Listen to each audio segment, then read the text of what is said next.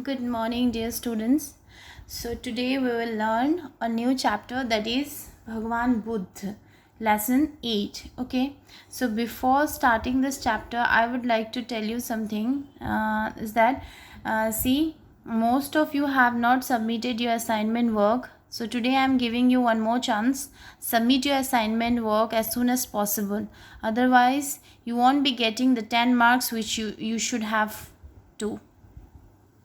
Okay, so let's start this chapter. Before starting the chapter, word meanings पढ़ लेते हैं. बचपन, childhood. रथ, chariot. लड़की, लकड़ी, stick. One, wood. रोगी, patient. उद्यान, garden. वस्तुएं, things. धनुष, bow. वृक्ष, tree. सो ये स्टोरी है भगवान बुद्ध की. भगवान बुद्ध कौन थे, कैसे भगवान बने और उनका नाम बुद्ध कैसे हुआ. ठीक है, सो लेट्स स्टार्ट. भगवान बुद्ध के बचपन का नाम सिद्धार्थ था. सिद्धार्थ का जन्म ईसा के जन्म से 623 वर्ष पूर्व लुम्बिनी वन में शाल नामक वृक्ष के नीचे हुआ था. तो भगवान बुद्ध जो थे वो जीसस क्राइस्ट के पहले थे. जीसस क्राइस्ट के पहले 623 मतलब 623 ईयर्स पहले के थे.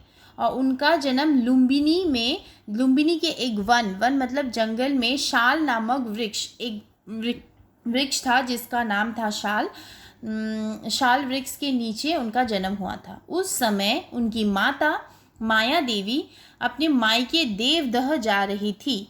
उनके पति राजा शुद्धोधन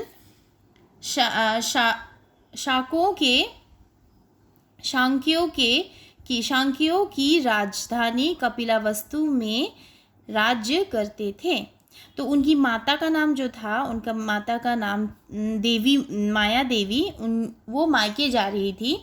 देवदह था उनका मायके. तो मायके जाते वक्त ही जो लुम्बिनी के वन में उनका जन्म हो गया एक वृक्ष के नीचे. ठीक है, उस समय वो मायके जा रही थी. और जो बुद्ध भगवान हैं उनके पिता का नाम है शुद्धोधन और वो शाक्यों की राजधानी कपिलावस्तु में राज्य करते थे. मतलब कपिलावस्तु के जगह पे वहाँ के राजा थे. ठीक है, बालक सिद्धार्थ बचपन से ही होनहार था. मतलब बहुत ही इंटेलिजेंट, गुड, पोलाइट. परंतु संसार की वस्तुओं में उनका मन नहीं लगता था. तो जो सोशल लाइफ है, जिससे हम लोग सुबह उठते हैं, मम्मी पापा से मिलना, सोशल लाइफ में हम लोग देखना जैसे करते हैं, उनको वो सब चीज़ नहीं मतलब पसंद था. राजा शुद्धोधन इस बात से चिंतित थे. इसलिए उन्होंने मंत्रियों की सलाह से शीघ्र ही इनका विवाह यशोधरा से कर दिया. तो राजा तो जो थे, मतलब बुद्ध भगवान के जो पिता थे, वो बहुत टेंशन रहते थे क्योंकि बुद्ध भगवान को हमेशा मतलब सोशल लाइफ से, घर परिवार से उनको कोई भी इंटरेस्ट नहीं था. उनको इन सब चीज़ों से वो फैसिनेटेड नहीं रहते थे, इंटरेस्ट ही नहीं था उनको.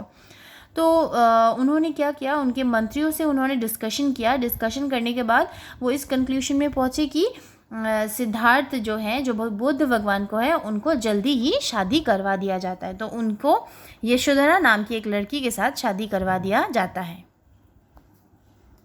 ठीक है, नेक्स्ट.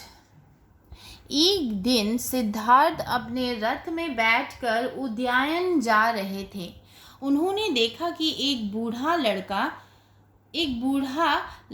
लकड़ी के सहारे अत्यंत धीरे धीरे चल रहा है. तो वो एक दिन जब सिद्धार्थ अपने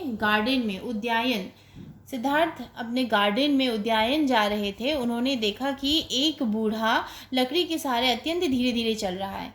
तो उन्होंने देखा कि एक बूढ़ा आदमी लाठी लेकर बहुत धीरे धीरे चल रहा है। सिद्धार्थ ने सारथी से पूछा, मतलब जो चैरियट चलाता है उसको बोलते हैं सारथी। तो सिद्धार्थ ने अपने सारथी से पूछा, इस व्यक्ति को क्या हुआ है? यह ठीक नहीं चल रहा, ये ठीक से क्यों नहीं चल रहा है? इसके बाल सफ़ेद क्यों हैं? यह काँप क्यों रहा है?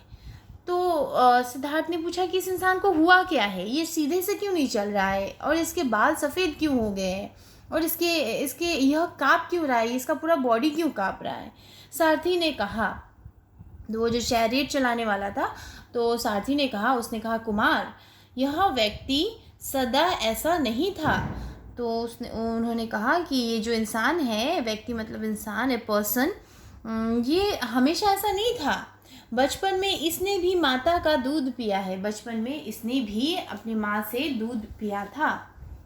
जवानी में इसने भी धनुष टंकारा है, लेकिन अब बुढ़ापे में ऐसा हो गया है। धनुष टंकारा मतलब बो, धनुष मतलब पता है ना, बो टाई करना, मतलब पीठ में तीर लेकर बो टाई करना, ये सब उसने मतलब जवानी में उसने भी बहुत कुछ किए, पर अभी वो बूढ़ा हो चुका है। तो बूढ़ा होने के बाद ऐसा हो गया है। सिद्धार्थ ने पूछा, क्या यह बुढ़ापा इसी को प्राप्त हुआ है अथवा सबको होता है? तो सिद्धार्थ ने पूछा, तो मतलब कि ये जो बुढ़ापा है, ये जो आदमी ओल्ड होते हैं, गेटिंग ओल्ड होता है, तो ये सिर्फ इस इंसान को है या सबको ही एक ना एक दिन बूढ़ा होना होता है? कुमार, सबको। तो सारथी ने उस चैरियट के सारथी ने उसने कहा कि नहीं कुमार, ये तो सबको ही होता है, एक ना एक दिन हर कोई बूढ़ा होता है। सिद्धार्थ ने सारथी से कहा, तो रथ को वापस करो, हृदय में वेदना लेकर उद्यान की सैर ना कर सकूँगा। तो उसके बाद सिद्धार्थ ने बोला कि नहीं, अब घर वापस चलो, मैं मन में इतना दुख हो गया है, हृदय मतलब मन में वेदना मतलब दर्द, ठीक है, पेन लेकर उद्यान मतलब गार्डन का सैर मतलब घूमना नहीं कर सकूँगा। इस प्रकार दूसरे अवसरों पर एक रोगी तथा एक मृत व्यक्ति को देखने से सिद्धार्थ के हृदय पर ऐसा छाप लगी कि वह दिन रात यही सोचने लगे, बुढ़ापे से, रोग से तथा इस मृत्यु से मुक्ति का कोई मार्ग है अथवा नहीं, यदि है तो कौन सा है? तो फिर जब वापस घर जा रहे थे तो उन्होंने एक बूढ़ा आदमी देखा, एक डेड बॉडी देखा, तो ये सब देखकर वो और ज़्यादा पेन में होने लगे और वो दिन रात सोचने लगे कि भगवान, ये जो गेटिंग ओल्ड होना है या फिर सिक होना है, बीमार होना है बुढ़ापा होकर, और या फिर मर जाना है, इससे कोई उपाय है कि नहीं, इसके अलावा भी मुक्ति का कोई उपाय है कि नहीं, ठीक है। तो ये सोचकर वो सोचने लगे, और अगर है तो क्या है, ये वो हमेशा चिंता करते थे और ये सोचने लगे। इसी बीच उन्होंने एक शांत प्रसन्न मुख सन्यासी के दर्शन हो गए। तो इसी बीच उनको एक शांत प्रसन्न मन, मतलब एकदम शांत, कूल, काम, एक सेंट जो होते हैं सन्यासी, उसका दर्शन हो गया, मतलब उन्होंने एक सेंट को देखा। इसका परिणाम यह हुआ कि सिद्धार्थ ने मन में सन्यासी बनने का विचार उठने लगा। तो जब उन्होंने उस इंसान को देखा, उस सेंट को देखा, तो वो इतने फैसिनेट हो गए कि उन्होंने डिसाइड कर लिया कि वो भी सेंट बनेंगे, वो भी सन्यासी बनेंगे, पर उस पर निरंतर विचार करने लगे। तो उसके बारे में कंटिन्यूअसली वो सोचने लगे, विचार करने लगे। इस समय सिद्धार्थ की आयु 25 वर्ष हो चुकी थी। तो जब उनके मन में सेंट बनने की ख्याल आई तो वो कितने साल के थे? वो 25 इयर्स के थे। यशोधरा देवी से उनके राहुल नामक एक पुत्र भी था। तो तब यशोधरा, जो उनकी बीवी का नाम है, वाइफ है, उनसे उनको एक पुत्र भी था जिसका नाम राहुल था, मतलब भगवान बुद्ध का एक बेटा भी था जिसका नाम राहुल था। सन्यासी के दर्शन के बाद से वे दिन रात यही सोचते थे कि वे अपने परिवार की ममता और महलों की सुखमय जीवन को छोड़कर किस प्रकार जंगल का रास्ता लें। एक रात चुपके से अपने घोड़े पर चढ़कर सारथी के साथ राजकुमार सिद्धार्थ कपिलावस्तु से विदा हुए। तो सन्यासी के जब दर्शन हुए, मतलब जब जब उन्होंने उस सेंट को देखा, तो वो दिन रात सोचते थे कि मेरा इतना बड़ा राजघराना है, वो तो राजा के बेटे थे ना, तो इतना बड़ा राजघराना है, मेरा पति है, मेरा बच्चा है और इतना बड़ा परिवार है, इस परिवार को छोड़कर मैं कैसे चला जाऊँ, मैं कैसे इस छोड़कर अब जंगल में रहने के लिए चला जाऊँ। ये सोचते सोचते अचानक से उन्होंने एक रात चुपके से बिना किसी को बताए घोड़े पे चढ़कर सारथी के साथ, अपना जो सारथी है उसके साथ राजकुमार सिद्धार्थ कपिलावस्तु से विदा हुए। मतलब उन्होंने अपना घर बार सब कुछ छोड़ दिया। ठीक है, तो आज हम इतना ही पढ़ेंगे। In our next class I explain this chapter more. So before I end up this chapter, I would like to tell you that only few students have submitted yesterday's assignment. So today I'm giving you one more chance. Do the assignment and send back to me with your name and roll number. Okay? Thank you.